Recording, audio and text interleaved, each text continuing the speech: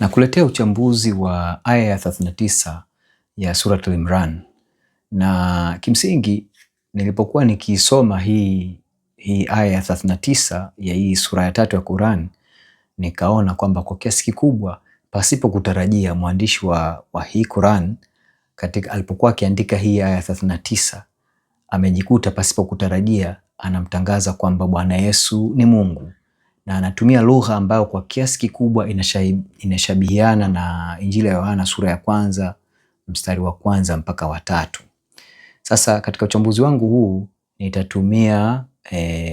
nitatumia tafsiri ya Al-Barwani ambayo inasema hivi: alipokuwa kasimama chumbani akisali, malaika kamnadia, hakika Mwenyezi Mungu anakubashiria Yahya atakayekuwa mwenye kusadikisha neno litokalo kwa Mwenyezi Mungu, na ni bwana na mtawa na nabii kwa watu wema. Hapa ni Allah anazungumza katika Quran, anamzungumzia kuhusu huyu baba yake Yahya ambaye ndio baba yake Yohana Mbatizaji huyu. Na wakati huo wakati akisali, malaika akamtokea na anazungumza naye. Na huyu malaika anamueleza mambo makubwa matatu, kwamba anamtangazia kwamba atapata mwana na atamuita jina lake kwamba Yahya. Lakini huyu Yahya atakuwa ni wa kusadikisha. Mambo makubwa matatu hapa yanaonekana. Cha kwanza kwamba huyu Yahya ambaye ndio Yohana Mbatizaji katika Injili atakuwa mwenye kusadikisha neno litokalo kwa Mwenyezi Mungu, ambaye huyu neno ni bwana na mtawa na nabii kwa watu wema. Hii ndivyo lugha ambayo inatokea. Kwa kuna mambo matatu hapa tunaenda kuyachambua. Kwanza tunataka tujue hii neno kusadikisha maana yake nini, lakini tunataka tuchambue neno litokalo kwa Mwenyezi Mungu, na mwisho tutaangalia huyu nabii ambaye anakuja baada ya haya kwamba atakuwa ni bwana na mtawa na nabii. Kabla ya kwenda huko, tutaangalia kwanza huu mstari unaosema neno litokalo kwa Mwenyezi Mungu. Hili linatumika katika sehemu kadhaa. Kwa mfano, tunapokwenda katika sura hiyo ya Al-Imran, tunakwenda katika aya 45 na tunaendelea bado na tafsiri Al-Barwani. Nasema hivi: na pale malaika waliposema, ewe Mariamu, hakika Mwenyezi Mungu anakubashiria kwa neno litokalo kwake. Sasa Barwani yeye anapofika pale sehemu na kubashiria, anaweka katika mabano mwana. Barwani anajaribu kutuambia kwamba huyu neno litokalo kwake ndio huyu mwana, yani huyu Isa. Anaendelea kusema hivi: jina lake ni Masihi Isa mwana wa Mariamu, mwenye heshima katika dunia na akhera, na miongoni mwa waliokaribishwa. Naam, unaona kwamba pale katika hii aya ya 45 tunaona kabisa kwamba ni huyu Isa ni neno litokalo kwake, yani kutoka kwa Allah. Tunakwenda tena katika sura ya 4, safari tunakwenda kwenye aya 171 na tunatumia tafsiri ile ya Al-Barwani. Nasema hivi: enyi watu wa kitabu. Watu wa kitabu hapa ni Wakristo na Wayahudi, lakini katika muktadha huu unawezungumziwa hapa zaidi ni Wakristo. Enyi watu wa kitabu, msipite kiasi katika dini yenu, wala msimseme Mwenyezi Mungu ila kwa lililo kweli. Hakika Masihi Isa bin Maryam ni mjumbe wa Mwenyezi Mungu na neno lake tu alilompelekea Mariamu, na ni roho itokayo kwake. Basi mwaminini Mwenyezi Mungu na mitume wake, wala msiseme utatu, komeni, itakuwa kheri kwenu. Hakika Mwenyezi Mungu ni Mungu mmoja tu, ametukuka yeye na kuwa na mwana, ni vyake vyote vilivyomo katika mbingu na katika ardhi, na Mwenyezi Mungu ni mtegemewa wa kutosha. Hizi aya zote tatu, ile ya kwanza, ile ya 39 sura ya 3, na ile ya 45 sura ya 3, na hii aya ya 171 ya sura ya 4, inamzungumzia huyu Isa bin Maryam kwamba ni neno lake litokalo kwa Allah. Sasa jambo la msingi hapa la kuzingatia kwamba Isa bin Maryam, mojawapo ya utambulisho wake ambao unatumika katika Qurani, anaitwa kama kalimatullah, yani neno litokalo kwa Allah. Sasa turudi katika ile sura ya ile aya ya 39 ile ya sura ya 3. Kama nilivyokuambia kwamba Al-Barwani anasema alipokuwa kasimama chumbani akisali, malaika kamnadia, hakika Mwenyezi Mungu anakubashiria Yahya atakayekuwa mwenye kusadikisha, kwamba huyu Yahya atakuwa kazi yake ni kusadikisha neno litokalo kwa Mwenyezi Mungu, na ni bwana na mtawa na nabii kwa watu wema. Kwamba huyu Yahya kwa kiasi kikubwa kazi yake kubwa ni kuja kusadikisha lile neno litokalo kwa Mwenyezi Mungu, na pia hilo neno atakuwa ni Bwana na mtawa na nabii kwa watu wema. Sasa tunapokwenda kuichambua hii, tunagundua mambo yafuatayo. Kwanza kabisa hii sura ya 3 unaposoma katika aya ya kuanzia 35 mpaka 45, kwa kiasi kikubwa mwandishi wa Qur'ani amekopa vitu vingi katika kitabu kinachofahamika kama Proto-Evangelium of James au inaitwa Infancy Gospel of James, ambao hii ni injili ya utoto wa Yesu ambayo inadaiwa iliandikwa na Yakobo, yule mmojawapo wa wanafunzi wa Yesu. Lakini hata hivyo Wakristo walikataa hii kwa sababu kwa mujibu wa utafiti na uchambuzi, hichi kitabu kiliandikwa kwenye kati ya mwaka 140 mpaka 170 hivi baada ya Bwana Yesu kufa. Wakati huo Yakobo alikwisha kufa kitambo sana. Sasa unaposoma hii aya ya 3 sura ya 35 mpaka 45 unakuta mambo kadhaa ambayo yanaendana na hii Proto-Evangelium of James. Kwanza kabisa unakuta kwamba kuna hili swala la Mariam kulelewa hekaluni.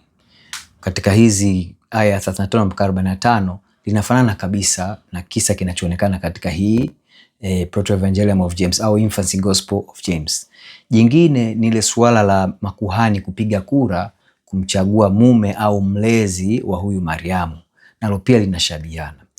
Jambo moja tu ambalo halipo katika Proto-Evangelium James ni hii aya ya 39, lakini unapokuja kuiangalia aya ya 39 kwa kiasi kikubwa sana kuna mshabiano mkubwa wa kwenye Injili ya Luka sura ile ya 1 mstari wa 5 mpaka 22.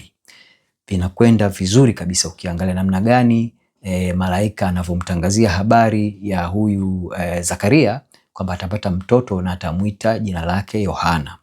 Na yote yanakuja kutokea kasoro vitu vichache. Kwa mfano, malaika kwenye Injili ya Luka anamwambia kwamba kwa sababu huyu Zakaria hakuamini, anapewa adhabu huyu, kwamba Zakaria hataweza kuzungumza mpaka mtoto anazaliwa. Lakini mwandishi wa Qur'ani yeye anasema ile kutokuzungumza ilikuwa ni ishara tu kwamba hatazungumza kwa siku 3. Kwa hiyo huyu mwandishi wa Qur'ani anapunguza, kwanza anaitoa ile kuwa ni adhabu, anaiweka kama ni ishara.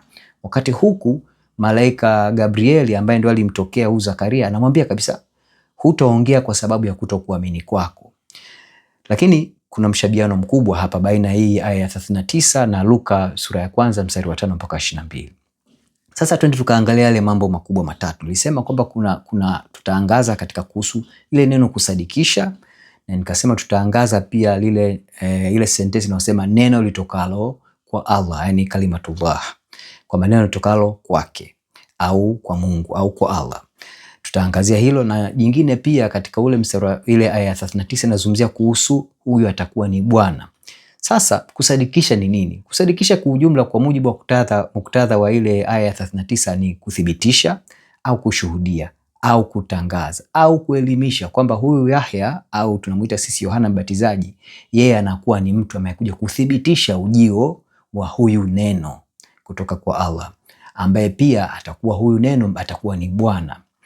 Na pia maana yake anakuja kushuhudia, kwa sababu hata katika Qur'an unavyolinganisha na katika Biblia, hasa katika Injili, ni kwamba Yohana anakuwa ni mtangulizi. Sasa tukasome katika Marko sura ya 1 mstari wa 5 mpaka wa 8, tuone namna gani hii aya ya 39 inakwenda vizuri sana. Tunaenda kusoma Marko, Injili ya Marko sura ya 1 mstari wa 5 mpaka ule wa 8. Inasema hivi: wakamwendea nchi yote ya Uyahudi nao wa Yerusalemu wote, wakabatizwa katika mto Yordani wakiziungama dhambi zao. Na Yohana alikuwa amevaa singa za ngamia na mshipi wa ngozi kiunoni mwake, akala nzige na asali ya mwitu. Akahubiri akisema, yuaje nyuma yangu aliye na nguvu kuliko mimi, ambaye mimi sistahili kuinama na kuilegeza gidamu ya viatu vyake.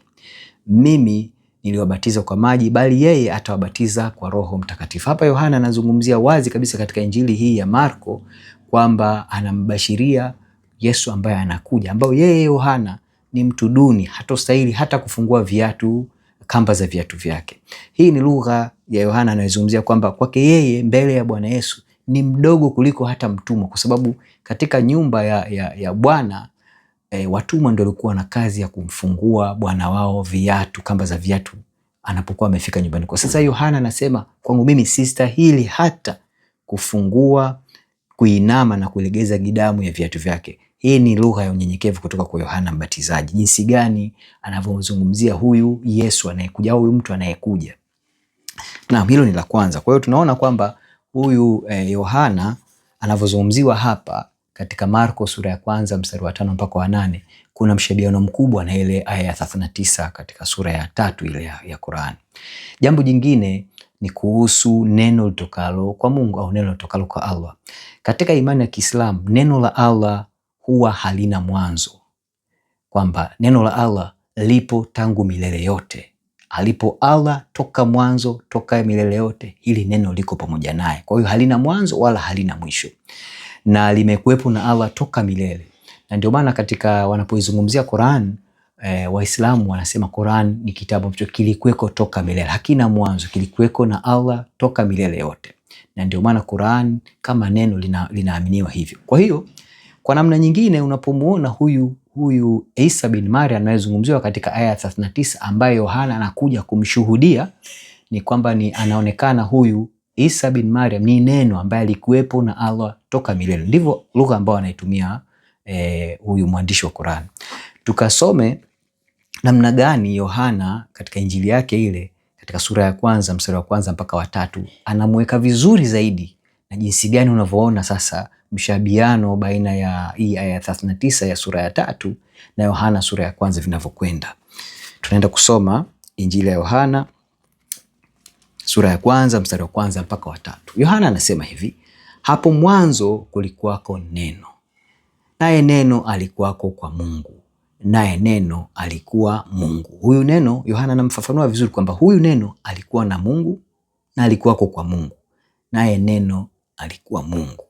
Hasemi kwamba neno ni Mungu, lakini alikuwa Mungu, kwamba Mungu yupo na neno naye yupo naye, lakini neno naye alikuwa Mungu. Huyo mwanzo alikuwako kwa Mungu, kwamba huyu neno huyu mwanzo alikuwako kwa Mungu. Vyote vilifanyika kwa huyo, wala pasipo yeye hakikufanyika chochote kilichofanyika. Yohana anachosema hapa katika mstari wa 3 ni kwamba huyu neno ni muumbaji pia, kwamba katika uumbaji neno alikuwapo. Hakuna uumbaji wote uliofanyika pasipo yeye huyu neno kuwapo.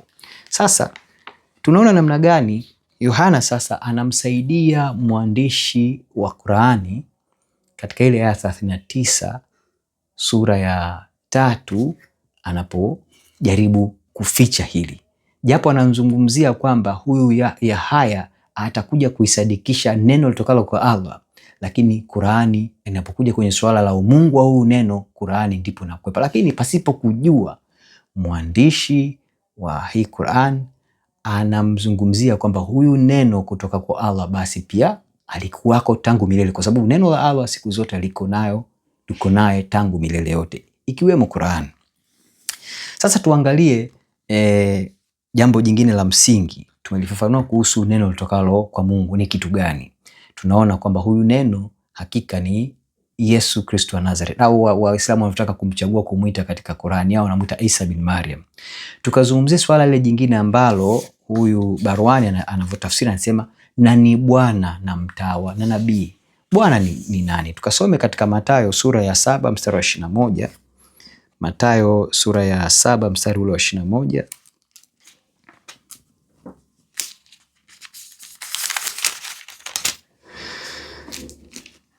Bwana Yesu hapa anazungumza, anasema si kila mtu aniambiaye Bwana Bwana atakayeingia katika ufalme wa mbinguni, bali ni yeye afanyaye mapenzi ya Baba yangu aliye mbinguni. Tuna mambo kadhaa hapa. Kwanza, Bwana Yesu anamuita Mungu wa mbinguni baba yake, kitu ambacho Allah anapinga kabisa katika Qur'ani. Yeye hataki kuitwa baba.